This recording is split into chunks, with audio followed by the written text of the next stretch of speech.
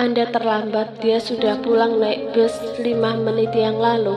Davin melirik arloji di tangan kiri sambil mengembuskan nafas kecewa. Baik kalau begitu, terima kasih, ucap Davin seraya menaikkan pandangannya pada Khalil yang berdiri di hadapannya. Saya pamit. Davin memutar tubuhnya dan hendak meninggalkan lobi Madhava Studio. Namun ucapan Khalil selanjutnya membuat langkah kaki Davin seketika terhenti. Anda pasti tidak tahu jam berapa jadwal Jingga pulang, bukan? Sial, pria itu bisa dengan mudah menebaknya, desis Davin dalam hati dengan rahang berkedut. Terpaksa Davin membalikkan badannya kembali menghadap Khalil. Sorot matanya yang tajam menyiratkan ia tidak menyukai atasan Jingga tersebut. Tahu atau tidak, saya rasa itu bukan urusan Anda. Anda tidak berhak menilai saya. Khalil tertawa kecil, lalu manggut-manggut. Ia berjalan mendekati Davin dan berhenti sekitar 2 langkah di hadapannya. Sebagai teman dekat yang sangat peduli pada kebahagiaan Jingga, tentu saja saya berhak. Berani sekali orang ini. Davin mengepalkan kedua belah telapak tangannya. Sepertinya Anda tidak tahu batasan antara teman. Ada batasan yang tidak bisa Anda masuki begitu saja. Nada suara Davin terdengar dingin. Tapi selama Jingga tidak bahagia dengan pernikahannya, saya akan tetap melanggar batasan itu, Pak Davin William. Apa? Rahang Davin semakin mengeras. Kurang ajar sekali. Saya akan tetap berdiri di belakang dia. Saat dia menyerah dengan pernikahannya, saya akan selalu siap maju dan membawanya berlari bersama saya. Khalil tersenyum saat melihat wajah Davin yang tiba-tiba diliputi amarah. Khalil melangkah pergi. Tepat saat ia sejajar dengan Davin, Khalil membisikkan sesuatu di telinganya. Kalau kamu gak bisa memberinya perhatian, seenggaknya jangan pura-pura peduli di saat kamu sendiri gak tahu jadwal kepulangan dia. Hal sekecil ini saja kamu gak tahu. Memalukan, bukan? Sial, sial, sial. Kepalan tangan Davin tampak bergetar dan siap menonjok wajah Khalil yang sangat menyebalkan di matanya. Namun Davin berusaha menahan diri. Ia sadar di mana dirinya berada saat ini. Sambil menahan amarah, Davin keluar dari studio. Ia melonggarkan dasi dengan kesal setibanya di dalam mobil, lalu menonjok setir sambil menggeram marah. Sial, bisa-bisanya selama ini ia tidak tahu ada pria berbahaya di dekat Jingga yang selalu siap merebut Jingga darinya. Davin mencengkeram kemudi kuat-kuat, lantas melajukan kendaraan searah dengan jalur bis. Jingga merasa begitu lelah hari ini. Kaki kirinya terasa pegal. Memang semenjak kecelakaan beberapa tahun silam, kondisi kaki Jingga tidak begitu fit. Ia sering merasa pegal dan sakit tanpa sebab. Entah sudah berapa jam Jingga ketiduran di dalam bis. Saat bisnya mengerem mendadak, Jingga terbangun karena kaget. Saat itulah Jingga menyadari kepalanya bersandar di bahu seseorang. Mata Jingga tertuju pada kaki orang itu yang dibalut celana kain warna hitam. Seketika Jingga terkesiap, jantungnya mendadak berdebar-debar hingga dada terasa nyeri. Wajahnya pucat, ia menjauhkan kepala dan tak berani menoleh ke sampingnya. Jangan kaget, ini aku. Jingga menahan nafas saat mendengar suara yang tidak asing. Dengan ragu-ragu ia menoleh. Mata Jingga seketika terbelalak kalah melihat siapa lelaki yang duduk di sampingnya. Dev? Jingga tergagap-gagap. Kenapa kamu ada di sini? Tadi aku datang ke studio. Benarkah? Tapi katanya kamu sudah pulang naik bus. Davin menatap Jingga dengan tatapan sulit diartikan yang membuat Jingga refleks merapikan rambutnya yang diikat ala ponytail. Aku nyusul kamu dan dari mobil aku nggak sengaja lihat kamu lagi tidur di sini. Lalu kamu naik ke bis ini? Davin mengangguk. Mobilnya satu sudut. Bibir Davin terangkat. Aku tinggalkan di pinggir jalan. Ditinggalkan di pinggir jalan? Bola mata jernih Jingga membulat yang membuat Davin tertegun melihatnya. Gimana kalau ada yang mencuri? Jingga menggeleng. Diangkut sama dishub. Davin mengerjap. Sedetik kemudian ia tertawa. Dibanding mengkhawatirkan aku yang baru kali ini naik angkutan umum, kamu lebih mengkhawatirkan mobilku. Hah? Jinggah terperangah, merasa tak percaya bahwa pria yang tertawa di hadapannya adalah Davin yang dingin dan tak berperasaan. Kamu gak nyaman di sini? Sejujurnya iya. Davin melihat ke sekeliling dengan ekspresi tak nyaman. Tapi mau bagaimana lagi, gumamnya. Apa? Jinggah tak mendengar jelas kalimat terakhir Davin. Davin menoleh dan mengibaskan tangan di udara. Bukan apa-apa, lupakan, jawabnya. Ngomong-ngomong soal mobil, aku sudah menyuruh Vincent membawanya ke rumah. Oh, Jinggah mengangguk mengerti. Sejenak Jinggah tertegun saat menyadari bahwa ini percakapan terlama mereka tanpa adanya kesalahpahaman. Mulai besok jangan naik bis lagi kalau pergi dan pulang dari studio, titah Davin dengan nada sedikit tegas. Lalu, aku harus naik taksi. Jangan taksi. Wajah Davin seketika berubah menegang saat menyadari sikapnya terlalu berlebihan. Ia mengusap wajah dengan kasar. Kamu akan diantar jemput oleh sopir setiap hari. Jinggah tercengang mendengarnya. Ia belum terbiasa dengan perubahan sikap Davin yang sangat drastis. Padahal dulu Davin tak pernah peduli Jinggah mau kemana dan pergi naik apa. Mereka hidup bagai dua orang asing yang dipaksa tinggal satu rumah. Jinggah dan Davin turun dari bis. Tak lama kemudian keduanya berteduh di halte karena hujan tiba-tiba turun cukup deras. Jinggah mengeluarkan payung merah maronnya dari dalam tas. Payungnya cuma ada satu. Aku bisa jalan kaki pakai payung ini, tapi aku rasa kamu lebih baik pesan taksi atau kamu mengusir aku pergi. Salah Davin membuat Jinggah seketika menggeleng dengan cepat. Kenapa orang ini selalu salah paham? Batin Jinggah, apakah karena caranya menyampaikan kalimat yang kurang tepat sehingga Davin salah paham? Kalau tetap jalan kaki, kamu akan kebasahan. Hujannya cukup deras, rala Jinggah. Kalau begitu, Davin mengambil payung di tangan Jinggah dan membukanya. Kita gunakan payung ini berdua. Apa? Mata Jinggah membulat. Davin menatap Jinggah dengan satu sudut bibir terangkat. Kenapa? Nggak mau berbagi payung denganku? Bukan gitu, tapi ayo, selah Davin lagi sambil menggenggam payung yang terbuka. Akhirnya Jinggah pasrah dan berjalan di samping Davin dengan perasaan bingung. Melihat dari sisi manapun, sikap Davin sekarang sangat membingungkan.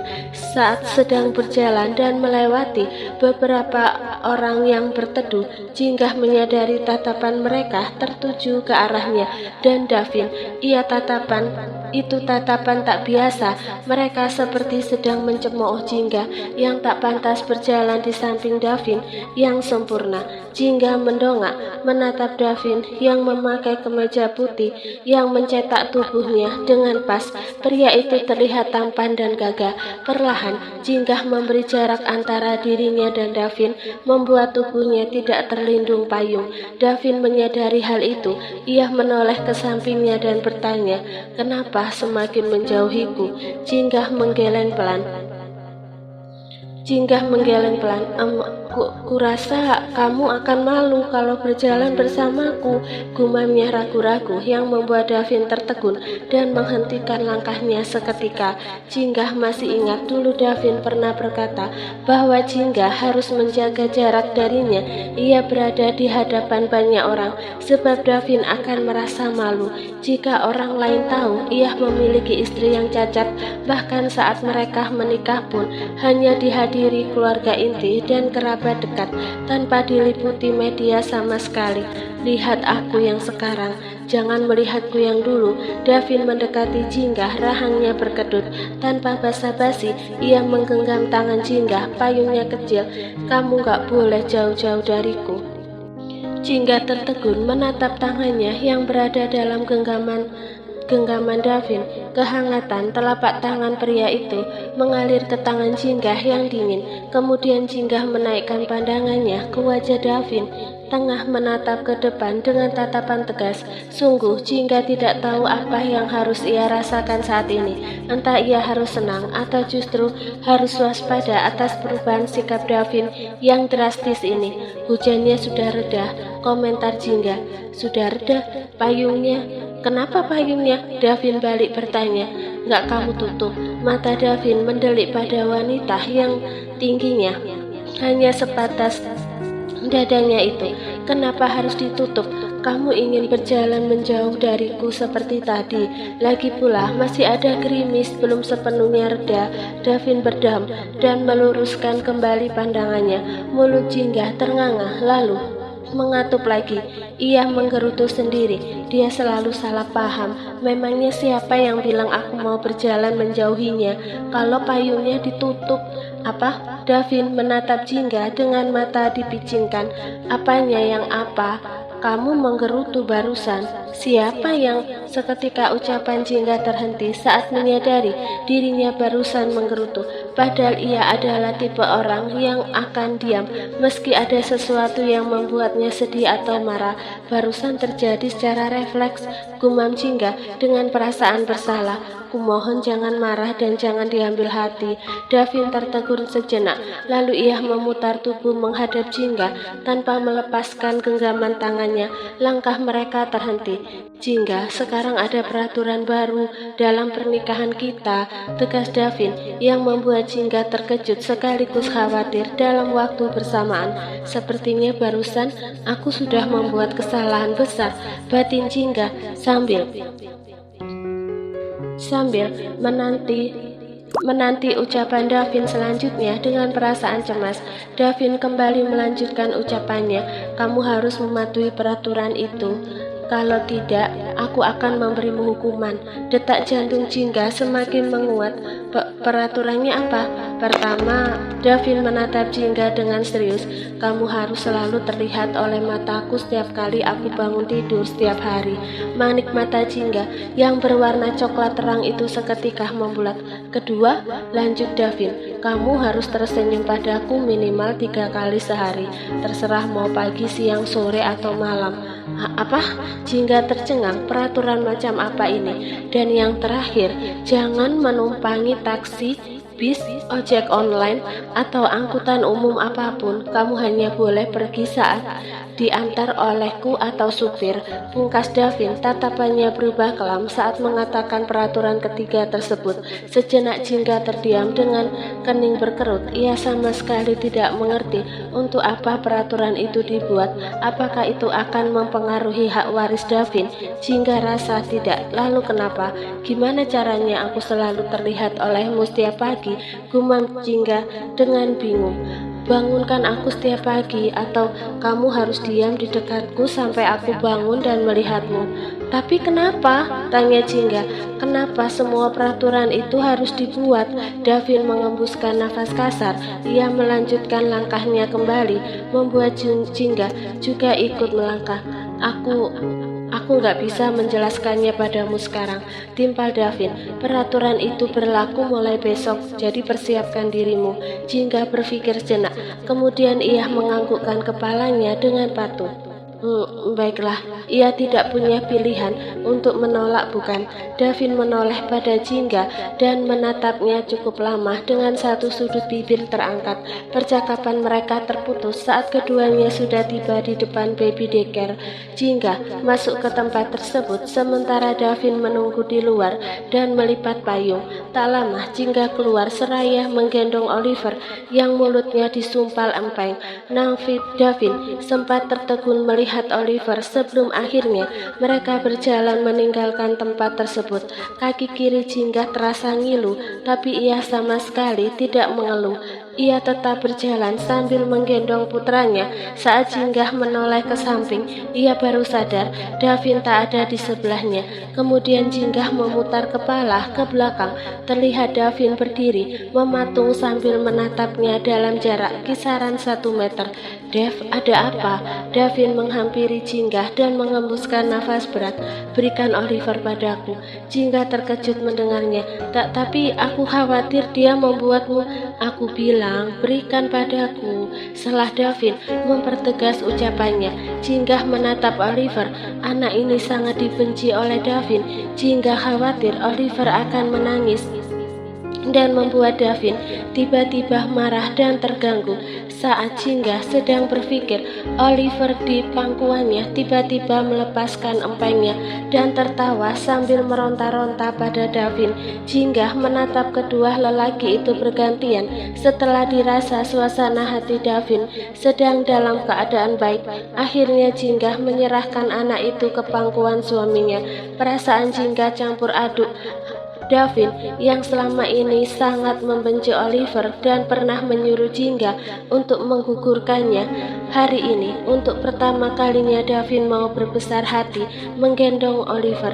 Jingga ingin merasa senang, tapi apakah ia berhak untuk bahagia? Setibanya di rumah 10 menit kemudian, Jingga mengambil alih Oliver dari Davin dan hendak membawanya ke kamar. Pembantu Davin yang bernama Arum sempat menyepah mereka, dan mulai hari ini wanita parubaya itu akan tinggal setiap hari di rumah untuk membantu Jingga. Jingga, seru Davin yang membuat langkah Jingga seketika terhenti di depan pintu kamar. Jingga menoleh. Ya, kamu ingin menjauhkan dia dariku. Apa? Davin mendecak lidah. Ia menunjuk sofa dengan dagu. Taruh dia di situ. Ia berdeham sambil menggaruk dahi. Sepertinya dia ingin bermain di sini. Masa? Jingga menunduk, menatap putranya yang tampak biasa-biasa saja, sama sekali tidak terlihat ingin bermain di ruang tengah yang mungkin tidak menarik bagi dia. Tidak ada mainan apapun di sini. Davin sangat tidak suka ada barang milik Oliver berserakan di rumahnya. Tapi aku rasa dia nggak ingin bermain di sini, jawab Jingga dengan polos, tidak menyadari perubahan raut wajah suaminya yang tampak kesal. Bukan apa-apa, sebenarnya alasan Jingga ingin memasukkan Oliver ke kamar karena ia tidak ingin mengganggu suasana hati Davin. Pria itu membenci Oliver dan tidak suka melihat kehadirannya. Satu lagi peraturan baru dalam rumah tangga kita, ucap Davin kemudian. Lagi? Iya, Davin kembali berdeham. Jadi kalau kamu tidak melakukannya, kamu akan mendapat hukuman. Tanpa sadar, Jingga menghembuskan nafas berat dengan perasaan sedikit kesal.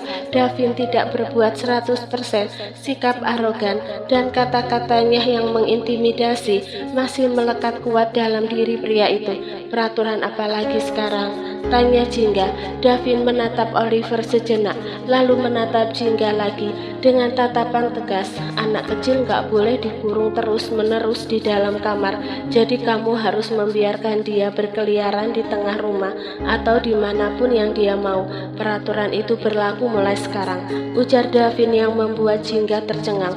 Sepertinya ada yang salah dengan kepala Davin, pikir Jingga.